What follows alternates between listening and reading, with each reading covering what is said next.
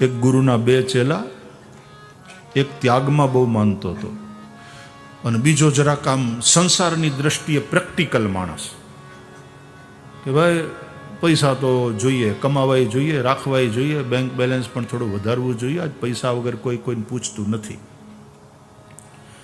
બીજો એમ કે એ વાત બધી બરાબર, પણ અર્થ અનર્થનું કારણ બને.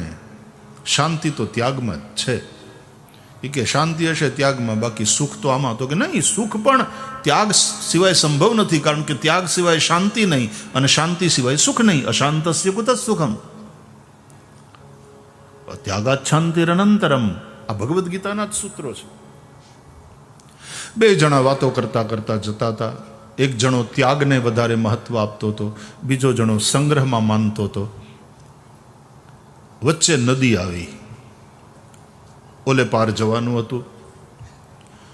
નૌકાવાળો નાવિક નૌકા લઈ અને કિનારે પોતાની નૌકામાં બેઠો હતો. ત્યાં બંને ગયા કે ભાઈ અમારે સામે પાર જવું છે. તો કે હા લઈ જઈએ. એક જણાનો 1 રૂપિયો થશે. ભલે. જે સંગ્રહમાં માનતો હતો ને, એના કપડામાં તો ખિસ્સા હતા અને ખિસ્સામાં કાવડિયા હતા, એટલે એણે રૂપિયો કાઢી પોતાનો અને આપ્યો. પછી નાવિકે પૂછ્યું ઓલા બીજાને, તમારે નથી જવું? તો કે હા મારે જવું છે. રૂપિયો કાઢો. એ કે મારી પાસે નથી.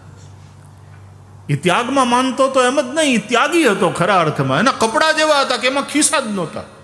એટલા માટે આપણે ત્યાં સંન્યાસીઓના કપડામાં ખિસ્સા નથી હોતા. સીવેલા વસ્ત્ર સંન્યાસી ન પહેરે, તો એની પાસે પૈસા જ નહોતા. કે ભાઈ જાવું હોય તો રૂપિયો લાવો તમે. તે એક જણાનો 1 રૂપિયો થાય. પેલો ત્યાગી હતો, એની પાસે પૈસા નહોતા. એટલે પછી ઓલો સંગ્રહ વાળો હતો ને, એ હસ્યો. સામે જોઈને કે ક્યાં ત્યાગીજી, આ ગઈ અક્કલ ઠેકાને? ખિસ્સામાં રૂપિયા હોત ને તો આ સ્થિતિ ન થાત. હું કમાયો, મેં ખિસ્સામાં રાખ્યા, આપી દઉં તારો રૂપિયો પણ? એ કે બડી મહેરબાની હોગી. હા એમ કે રિક્વેસ્ટ કર. એટલે એણે તરત પાછો બીજો રૂપિયો કાઢ્યો પોતાના ખિસ્સામાંથી, નાવિકને આપ્યો. અને પછી 2 જણા બેઠા નૌકામાં.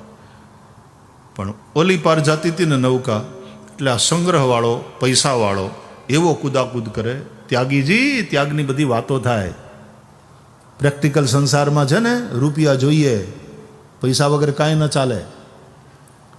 પૈસા ન હોત ને તો આ નાવિકે આપણને બેહાડ્યા ન હોત નૌકામાં. મોટી મોટી ત્યાગની વાતો કરો છો, પૈસા વગર કાંઈ ન થાય. એમ કરતાં કરતાં નૌકા સામે કિનારે પહોંચીને 2 જણા ઉતર્યા. ઉતર્યા પછી તરત સંગ્રહવાળાએ કહ્યું, ઊભો રહે, હવે કબૂલ કર કે ત્યાગથી નથી થતું બધું. સંગ્રહ કરવો પડે છે, પૈસા કમાવા પડે, બેંક બેલેન્સ વધારવું પડે. રૂપિયા ન હોય તો કોઈ પૂછે નહીં. ન કર્યો ત્યાગ ત્યાગ ત્યાગ. એટલે બોલો કે નહીં, ત્યાગનો જ મહિમા. કે લે હજી સુધારો ન થયો તારામાં? એટલે મેં તારો રૂપિયો આપી દીધો, મારી સાથે સાથે તારું પણ ભાડું આપ્યું મેં, અને તોય પાછો હજી ત્યાગ ત્યાગ. તો કે ના, તે મારું ભાડું આપી દીધું, મારા વતીથી ઉતરાય આપી દીધી, થેન્ક યુ, પણ મહિમા તો ત્યાગનો જ છે. અરે કે ત્યાગનો ક્યાંથી? મેં પૈસા ન કમાયો હોત, મારા ખિસ્સામાં પૈસા ન હોત, તો આપણે બંને આ કિનારે નૌકામાં બેસીને પાર ન થયા હોત. પેલા ત્યાગીએ કહું, એ વેટ અ મિનિટ, રૂપિયા તું કમાણો તારા ખિસ્સામાં હતા એ વાત સાચી, પણ ખિસ્સામાં ને ખિસ્સામાં રહ્યા હોત તો નાવિકે આપણને પાર ન કર્યા હોત. તે ખિસ્સામાંથી કાઢીને 2 રૂપિયાનો ત્યાગ કર્યો ને, એટલે આપણને બેયને અહીંયા. તો અંતે તો ત્યાગ થકી આપણે તર્યા છીએ, આ પાર આવ્યા છીએ.